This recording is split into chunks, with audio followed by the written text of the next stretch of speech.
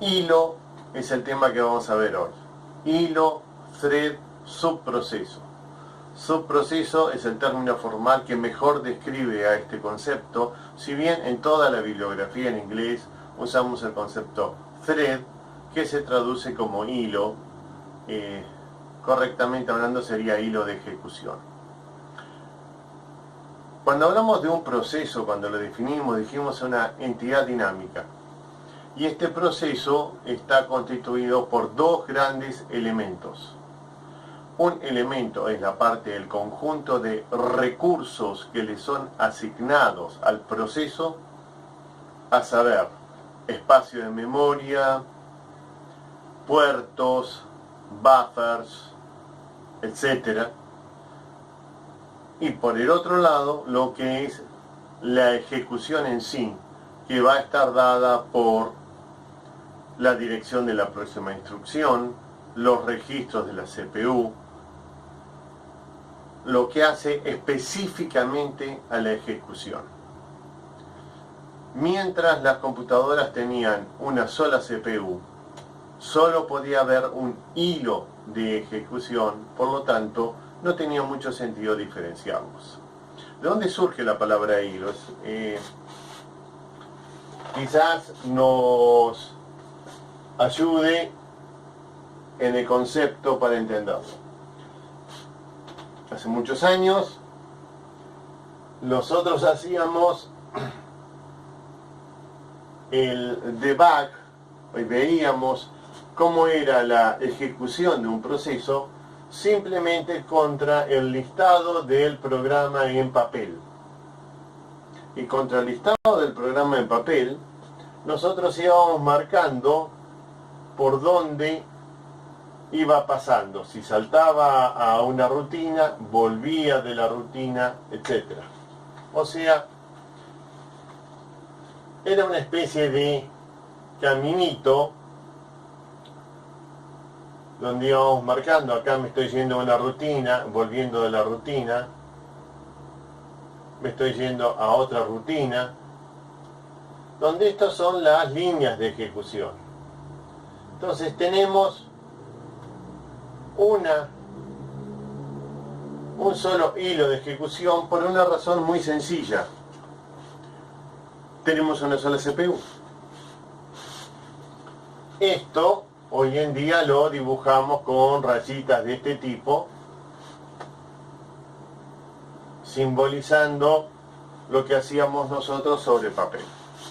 A partir de que hay más de una CPU, una de las preguntas que se hicieron y buscaron contestar para mejorar el uso de los sistemas es cómo utilizar esta potencia. Entonces, nosotros habíamos desarrollado el sistema de procesos cooperativos, que eran un conjunto de procesos que se comunicaban entre sí a través de mensajes o memoria compartida. Si yo puedo, al tener dos CPU, ejecutar simultáneamente dos procesos, podría ejecutar simultáneamente dos partes del código del mismo proceso. De esta manera, en vez de tener un gran conjunto de procesos cooperativos, tendría un solo proceso dividido en un conjunto de subprocesos, donde cada subproceso ahora es el equivalente de lo que era uno de los tantos procesos compartidos que resolvían una tarea. Esta es la idea básica. Entonces cambia conceptualmente la idea de proceso. Ahora, esto que tanto insistimos en las primeras clases, un proceso como una entidad dinámica, ahora vamos a separarlo. Ahora vamos a decir, un proceso va a ser un contenedor de recursos y múltiples entidades dinámicas mucho más pequeñas que llamamos hilos. Entonces, esto lo vamos a ver claramente en una PCB. Cuando nosotros definimos una PCB, dijimos que en la PCB teníamos el Process ID, fundamental, nos permite identificarlo. El contador o registro de la próxima instrucción, esencial, porque si no, no podemos. Los registros de la CPU, si no, no podemos volver cuando hacemos un context switching. Y el heap, la pila. Estos 4 elementos, esencialmente el contador, los registros y la pila, son las que a nosotros vamos a utilizar para manejar la ejecución en sí. ¿Qué más vamos a tener? Las direcciones de memoria, los permisos, el usuario, datos estadísticos, etc. Todo lo demás que está en la PCW, en la Process Control Block. Entonces ahora vamos a dividir esto y vamos a crear múltiples pequeñas entidades que las llamamos threads o hilos. De esta manera, la PCB original que tenía los recursos, propietario, permisos, archivos, memoria, etc., tenía un solo hilo de ejecución. Contador, identificador, registros de la CPU, pila. Ahora lo que vamos a tener es dentro de la PCB múltiples TCB, Thread Control Block. Cada Thread Control Block va a contener exactamente lo mínimo para la ejecución, a saber, su identificador, el Thread ID, su dirección de la próxima instrucción, el contador, los registros y la pila. Cada una de las TCB va a contener el conjunto mínimo de datos para tener un hilo de ejecución. Y entonces ahora un proceso va a estar constituido por múltiples hilos de ejecución. El diagrama entonces va a ser de la siguiente manera. Vamos a tener el hilo principal, el main, cuando nace, y luego, como programadores, podemos crear a través de la primitiva createThread múltiples hilos de ejecución y podemos luego invocarlos, hacerle un call a cada uno de los threads. Y entonces, en un momento dado, un proceso puede estar ejecutando múltiples hilos de ejecución. Si tenemos una sola CPU, estos hilos van a competir por el uso de la CPU, contra los otros. Si tenemos múltiples CPU, van a poder ejecutarse en paralelo. Esta es la idea esencial de los hilos. Múltiples hilos de ejecución, si tenemos varias CPU, pueden ser ejecutadas en forma simultánea, ejecución paralela. Si tenemos una sola, compiten entre sí por el uso de la CPU. Muy distinto que el modelo que teníamos con un monohilo que cuando llamábamos a rutinas, cada una se ejecutaba, pero el hilo de ejecución era uno solo. Exactamente uno solo. Y esto es fundamental entenderlo porque es uno de los grandes causales de errores cuando se programa con programación concurrente. La programación concurrente lamentablemente no está en el plan de estudio actualmente vigente en la carrera. No es absolutamente para nada, no es lo mismo una rutina que un thread. Es muy distinto. ¿Por qué? Porque en la rutina yo defino el orden de ejecución. Si yo hago un call rutina A y un call rutina B, la primera instrucción de la rutina B se va a ejecutar después de la última instrucción de la rutina A. Ahora bien, si yo reemplazo rutinas por threads, porque es mucho más eficiente, y entonces tengo un call thread A y un call thread B, no sé en qué orden se va a ejecutar. Y esto es un cambio en mente, porque uno ve en el listado call liquidación, call impresión.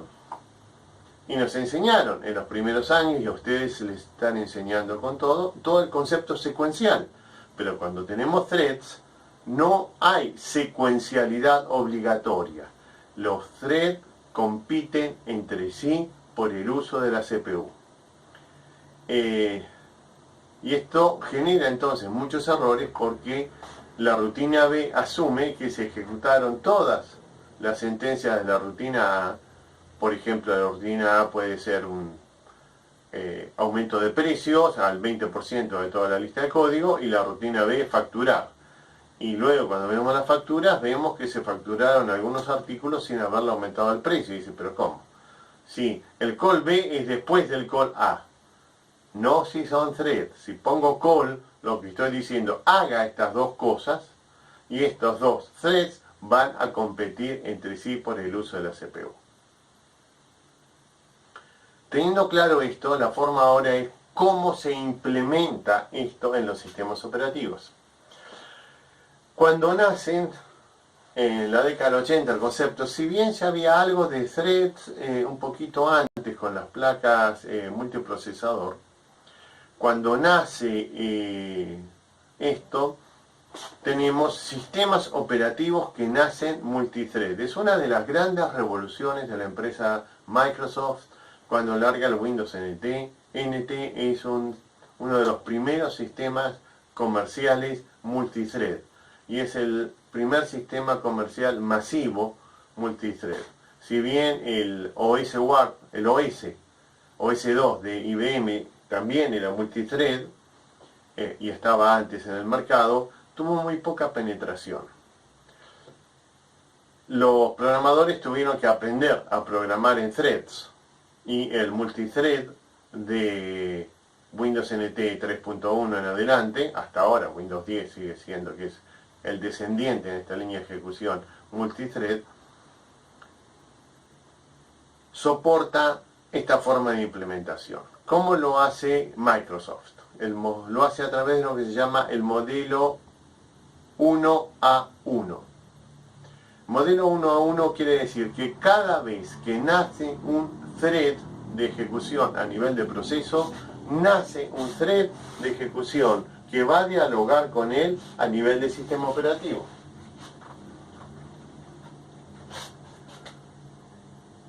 Kernel, usuario, thread de usuario, thread del kernel. Por cada vez que hago un create thread, automáticamente se crean dos. Uno a nivel de usuario y uno a nivel de sistema operativo. Internamente, el sistema operativo va a tener múltiples threads y se va a trabajar llamándose entre sí. Este sistema es muy eficiente. ¿Por qué?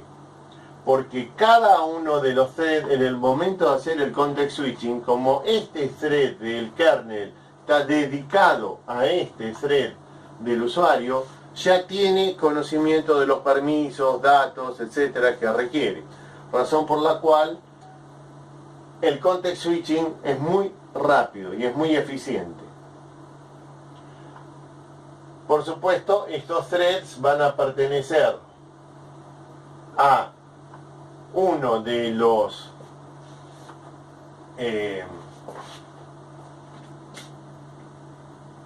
procesos. Otro thread va a pertenecer a otro de los procesos, pero el sistema operativo planifica threads. Lo que ve el planificador de corto plazo, lo vamos a ver un poco más adelante bien los distintos algoritmos, en el sistema 1 a 1 ve threads, ve hilos de ejecución. Este modelo 1 a 1 tiene una desventaja que tuvo en la línea del 90, y es que consume muchos recursos. Razón por la cual se empezaron a pensar otras alternativas. Pero por el otro lado, la gente del mundo Unix se encontró con que multithread a nivel de usuario fantástico, pero no quisieron tocar el kernel Unix, que andaba muy bien, estaba en todos los servidores, muy eficiente, etc. Entonces, lo que hace la gente de GNU, la gente de software libre y otros más, pero la que se impuso fue lo que desarrolló la gente de GNU, es crear una librería que es la Portable Thread, la pthread. Esta librería permite implementar el sistema muchos a uno. A nivel kernel tenemos un solo hilo de ejecución. El proceso de usuario tiene múltiples hilos que no los ve el sistema operativo. El sistema operativo planifica procesos. En el sistema esto se llama muchos a uno. Y lo usamos muchísimo en la década del 90 porque fue lo que nos permitió programar usando thread sin tocar los kernels de la familia Unix, hasta tanto estos desarrollaron toda la codificación y la probaron para pasar a utilizar el modelo 1 a 1. En el medio hubo un pequeño engendro que hizo la empresa la empresa Sun para su versión Solaris. Lo mencionamos a nivel académico, histórico, que fue lo que se llamó el modelo muchos a muchos, que lo que tenía era la creación de una especie de, ellos lo llamaron proceso liviano, lo cual generó un tema porque algunos libros llamaban procesos livianos a los threads, pero el proceso liviano de Solaris lo que hacía era recibía de muchos hilos del usuario y a nivel kernel se lo pasaba al hilo que correspondiera a nivel del sistema operativo. Entonces, modelos 1 a 1, muchos a 1 y muchos a muchos. Hoy en día el que se usa, porque ya tenemos superados los requisitos de hardware, es el modelo 1 a 1 en todas las implementaciones, salvo algunas versiones de Unix muy duras que siguen manejando el modelo muchos a 1, pero a nosotros esto nos es totalmente transparente porque lo manejan las librerías.